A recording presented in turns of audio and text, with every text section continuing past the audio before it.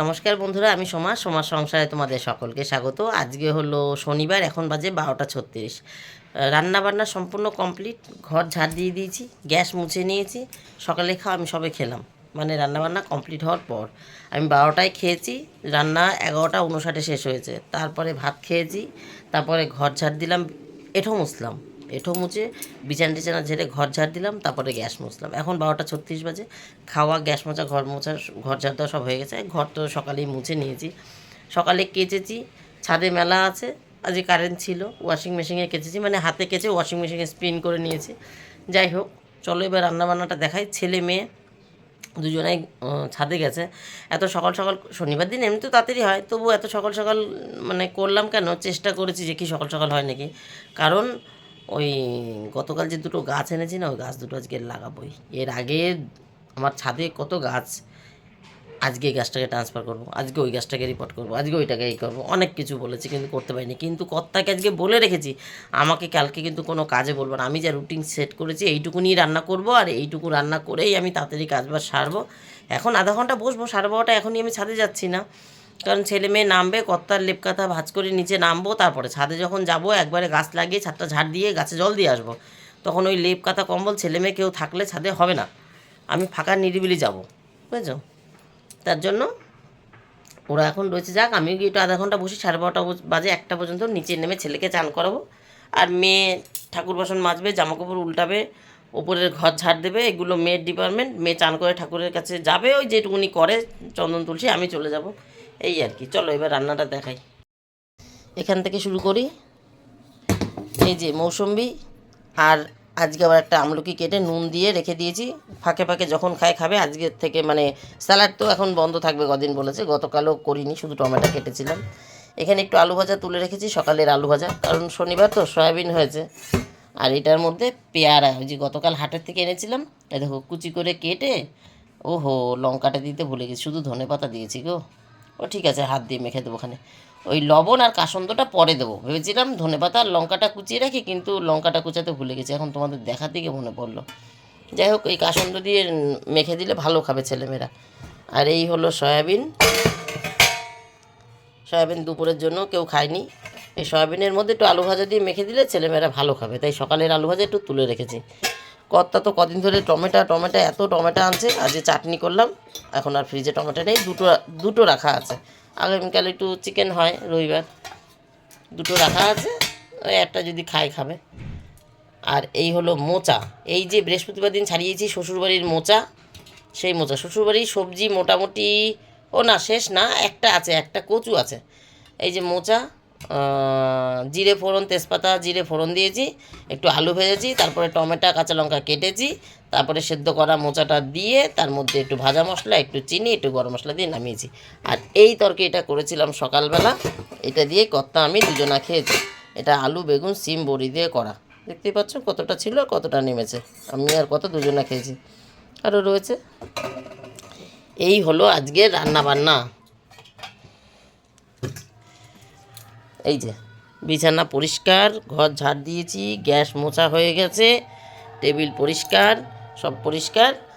আর এই হলো সেই গাছ দুটো, এই দুটো দেখো গতকাল সাদা সাদা দেখেছিলে, এই দেখো কতগুলোতে কালার এসে গেছে। মাল্টি কালার বলেছিল না, আমি টেনশান করছিলাম কি জানি সাদা বলে মাল্টি কালার বলে দিল, কিন্তু কড়ির মাথা তো সব সাদা সাদা করি, এগুলো মাল্টি হবে তো। এই দেখো দুটো তিনটেতে কালার এসে গেছে। আর এইগুলোও এই যে এই কালারটা, এগুলোরও আছে, মানে করি এই যে ফাটা ফাটা ফাটা ফাটা হয়েছে এক রাতেই, তাই কতটা পরিবর্তন হয়ে গেছে। এই দুটো গাছই এখন নিয়ে যাব ছাদে। আর এই যে শ্বশুরবাড়ির এইটুকুনি বাকি আছে, যা পাঠিয়েছিল সব খেয়েছি, শুধু এই কচুটাই বাকি আছে। গাছটা কালকে এনেছি, সেই থেকে ওই ছাওয়ায় রয়েছে, ওই কোনাটাই দাঁড় করিয়ে রেখেছি, ওখানেই রয়েছে।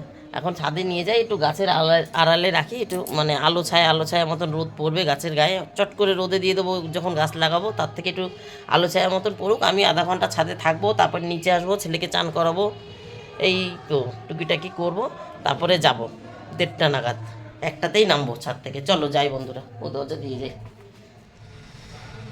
বেশ অনেকক্ষণ বসেছিলাম বন্ধুরা, এখন অনেক বেজে গেছে। এই যে গাছগুলো এইখানে রেখেছি খাঁচার ভেতর, এই যে অল্প রোদ অল্প ছাওয়ায়।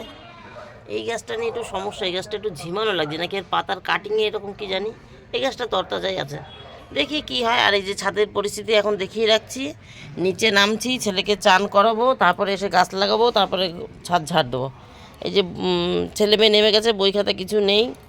মেয়েরা যে ঘাড়ে ব্যথা করছিলো তাই মেয়ের বালিশটা দেওয়া রয়েছে, আর কর্তার তো লেপ আর কাঁথা রোজই রোদ্রে দিই, রোদ্রে দেওয়া রয়েছে।